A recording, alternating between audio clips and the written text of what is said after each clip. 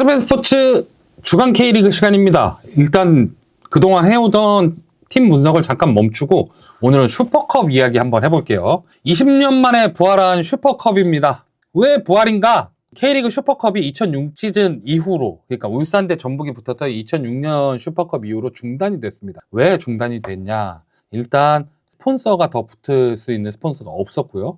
이 대회가 신기하게 주목도가 떨어졌습니다. 외국은, 유럽은 슈퍼컵이 인기가 많잖아요. 그건 유럽 얘기고 K리그에서 K리그 슈퍼컵에 대한 인기가 없었습니다. 그래서 연맹이 궁여지책으로 개막전을 슈퍼컵 역할로 대신하면서 개막전에 작년 FA컵 우승팀과 리그 우승팀이 맞붙는 형식의 대진을 결정을 해서 많이 그렇게 했었죠. 근데 그마저도 2022 시즌에는 울산 HD, 그러니까 이제 이때는 전북이 2020 시즌 더블을 하면서 지금 대전같이 준우승팀 울산이 이 자리를 채워야 됐는데 그때 울산이 아침 우승을 하면서 클럽 월드컵 일정 때문에 개막전에 못 붙었어요. 그리고 2022 시즌도 비슷한 문제가 발생을 하는데 전남이 코리아컵 우승을 합니다. 그러면서 전남을 리그 개막전에 붙여야 되는데 전남의 당시 리그 그리고 지금까지의 리그가 K리그2라서 개막전을 붙이지 못했죠. 그랬던 K리그 슈퍼컵이 2026 시즌부터 쿠팡 플레이가 주관을 하기로 결정을 하면서 다시 진행이 됐습니다. 경기는 전주 월드컵 경기장 전주성에서 펼쳐졌고 대전이 어웨이 자격으로 와서 이렇게 경기를 치렀죠. 지금 안톤과 모따가 몸싸움을 하고 있고요. 모따가 이날 골을 넣었죠. 그리고 세레모니를 했습니다. 그리고 우승은 전북 현대가 차지했습니다. 김태환 선수가 주장 자격으로 이렇게 트로피를 들었고 이런 일들이 있었죠. 그러면 이 슈퍼컵을 붙었던 두 팀은 어땠을까요? 먼저 전북 현대 모터스를 간단하게 살펴볼게요. 일단 포메이션은 4-2-3-1을 삼았습니다. 김천 때도 그렇고 그 이전도 그렇고 20세 대표팀을 맡을 때도 그렇고 정정용 감독이 기본 베이스를 4-2-3-1을 선호하는 편이긴 하지만 이게 4-2-3-1이 메인 전술이라고 볼 수는 없고요.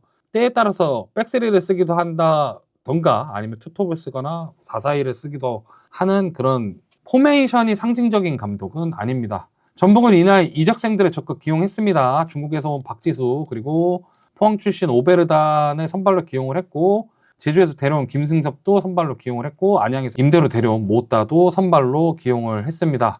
전임 포획 감독은 롱패스 위주의 빌드업, 그러니까 최대한 상대 진영으로 볼을 먼저 넣어놓고 거기서 압박이나 혹은 경합을 통해서 볼을 따내서 거기서 공격을 진행하는 식의 빌드업을 많이 썼다면 정정용 감독의 전북은 최대한 뒤에서 쇼패스로 빌드업을 하고 상대의 압박을 풀어나오는 형식으로서 거기서 풀어나온다면 더 넓은 공간에서 공격을 할 수 있기 때문에 이 쇼패스 빌드업을 많이 입히려는 모습을 보였습니다. 그러면서도 포획 감독이 잘 활용했던 크로스 패턴은 또 유지를 했습니다. 측면 풀백의 크로스 패턴이라든지 윙어가 끌고 들어가서 크로스를 한다든지 그 크로스를 했을 때 공격수가 침투하는 방식이라든지 이런 것들은 또 유지를 하고 활용을 하는 모습을 보여줬죠. 그럴 수밖에 없는 게 임대로 데려온 모따 그리고 티아고가 둘 다 장신이고 여기에 부상으로 뛰진 못하지만 콤파뇨도 공중볼 경합에 굉장히 강점을 보이는 장신 스트라이커들을 갖고 있습니다. 이런 장신 스트라이커들을 적극 활용할 플레이를 마련했다라고 볼 수 있겠습니다. 대전 하나시티즌은 작년하고 동일하게 4-4-2 포메이션으로 나왔습니다. 4-4-2를 쓰느냐 4-2-3-1을 쓰느냐 4-3-3을 쓰느냐 이게 중요하진 않고 시작이 4-4-2이고 수비할 때 4-4-2인 거지 실제 경기 상황에서는 오히려 마사가 밑에 좀 내려온 4-4-2-3-1 형태를 보여줬다라고 볼 수 있습니다. 이게 4-4-2 형태로 일단 시작하는 결정적인 이유는 어제 대전이 전방 압박을 굉장히 적극적으로 하고 그 미드필드 지역에서 프레싱을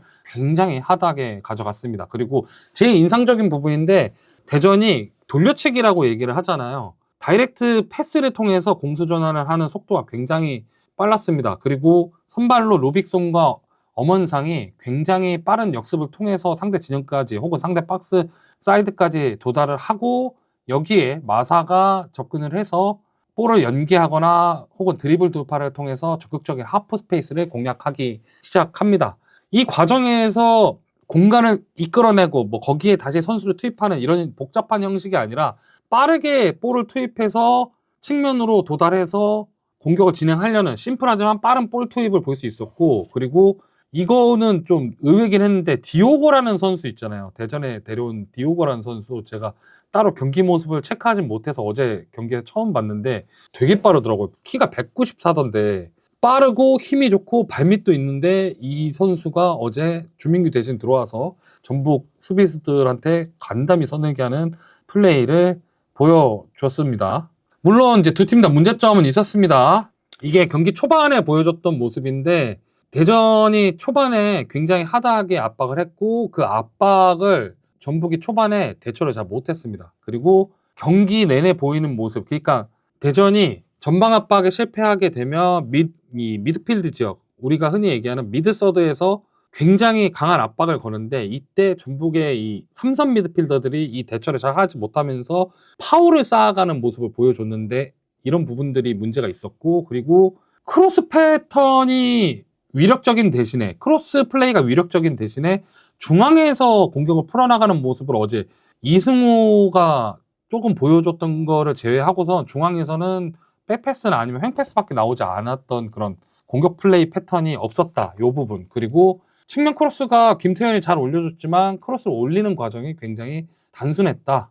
여기에 장신 스트라이커를 갖고 있잖아요. 그리고 박지수도 키가 크고요. 키 큰 선수들이 꽤 많은데도 불구하고 세트피스 패턴이 그냥 일단 올려놓는 거, 뭐 길게 올린다거나 짧게 올린다거나, 혹은 뭐 올리기 전에 선수들이 어떤 움직임을 가져가서 어떤 선수가 진짜로 타겟팅이 된다거나, 이런 세트 플레이를 맞춘 모습이라기보다는 그냥 단순하게 높게 딱 맞춰서 스트라이커가 그 높은 볼을 잡아내길 바라는 모습, 이런 단순한 세트피스 패턴이 있었고, 이게 좀 보완이 돼야 하지 않을까. 혹은 그럴 수도 있어요.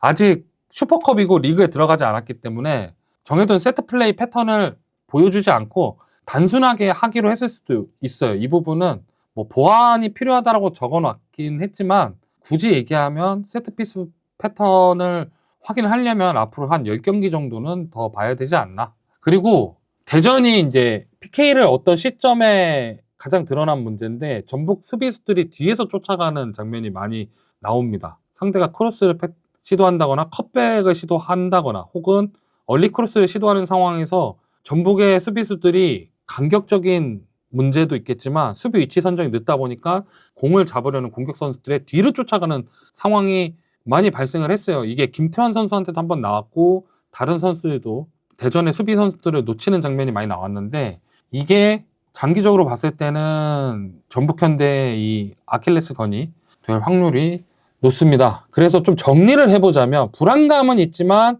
포엣의 유산은 확실히 살려놨다. 그리고 정정용 감독은 올 한 해 여기에 디테일을 더할 생각인 것 같다.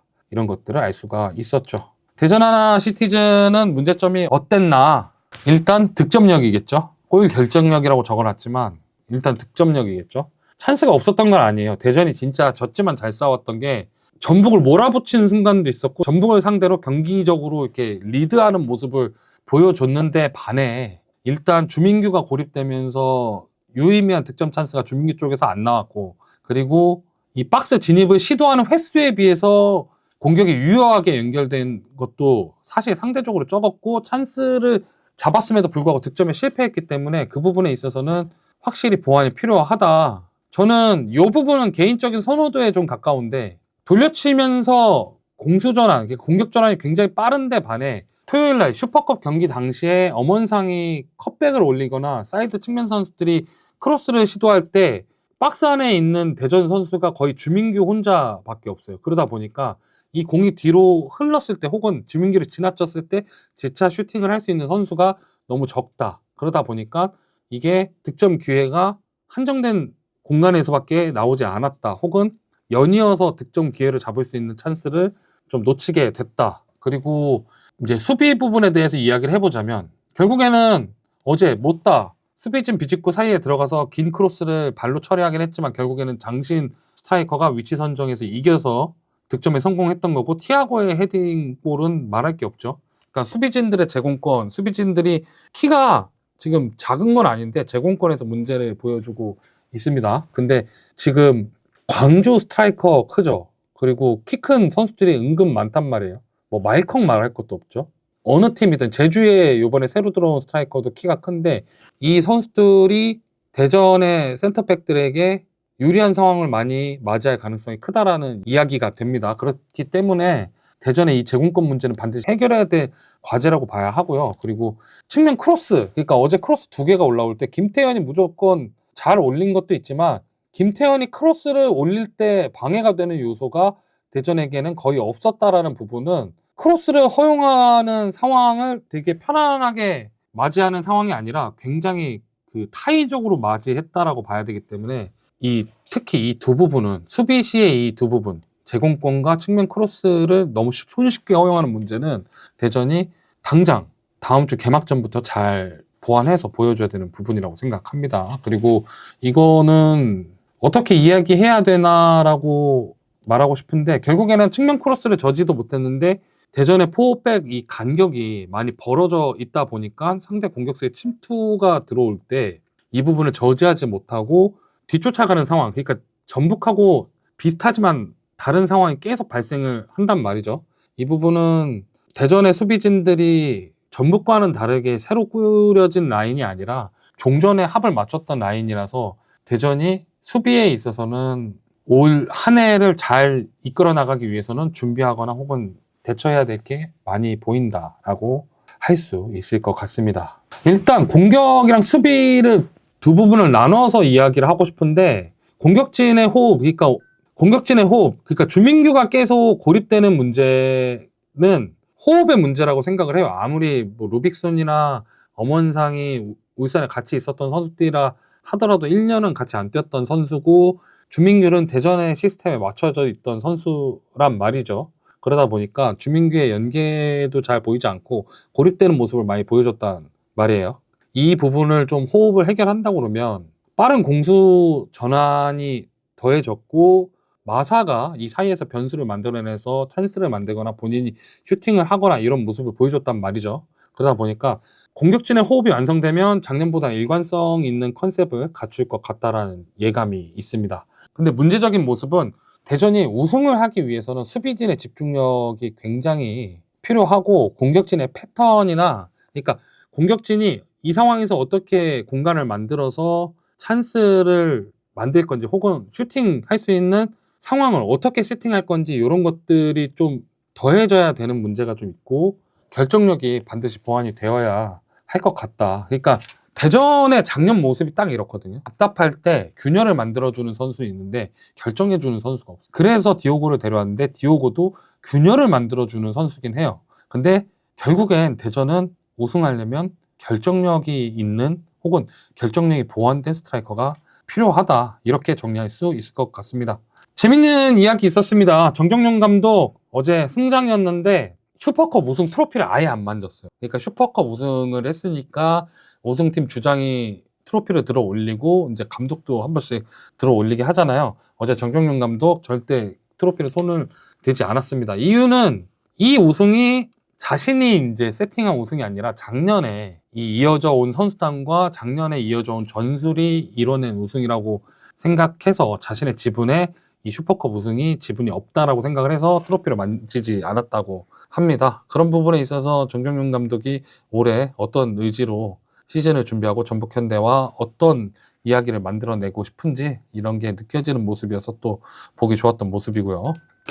올해 월드컵이 있습니다. 월드컵이 있다 보니까 시즌도 땡겨지고 그러다 보니까 국내에 들어와서 준비를 해야 되는 시간이 더 당겨지게 되고 그러다 보니까 프리시즌이 또 짧아졌죠. 이 두 팀은 또 슈퍼컵을 치러야 되고 그러다 보니까 한 팀은 또 ACL을 치러야 되고 한 팀은 또 일찍 들어와야 되는 상황이었다 보니까 프리시즌이 짧았던 점을 감안하더라도 그러니까 다른 팀보다 한 주 먼저 축구를 한 거잖아요. 그러다 보니까 경기력이 불안할 수밖에 없는 건 좀 당연한 것 같고요. 그럼에도 불구하고 이 두 팀이 하고자 하는 축구가 어느 정도 드러났고 그 축구가 어느 정도 좋은 모습을 보여주는 것도 사실이었기 때문에 올해 2강은 저 개인적으로 생각할 때는 대전이랑 전북이 맞는 것 같습니다. 그리고 아까 전에 문제점에 대해서 말씀을 드렸지만 이 두 팀이 갖고 있는 문제점은 또 당장의 해결이 불가능할 수도 있지만 시즌을 치러가면서 또 보완이 가능할 수 있는 문제고 그리고 아직 이적 시장이 닫혀 있지 않기 때문에 선수 보강을 통해서 또 해결할 수 있는 문제다 보니까 올해 대전 팬들과 전북 팬들은 충분히 기대를 하셔도 좋을 것 같고요. 그리고 특히 대전 팬들은 경기가 졌지만 굉장히 기분 좋은 한 해를 기대해 봐도 되지 않을까 하는 생각이 듭니다. 스네벨 스포츠 주간 K리그 오늘 슈퍼컵 이야기 해봤습니다. 장동희였습니다.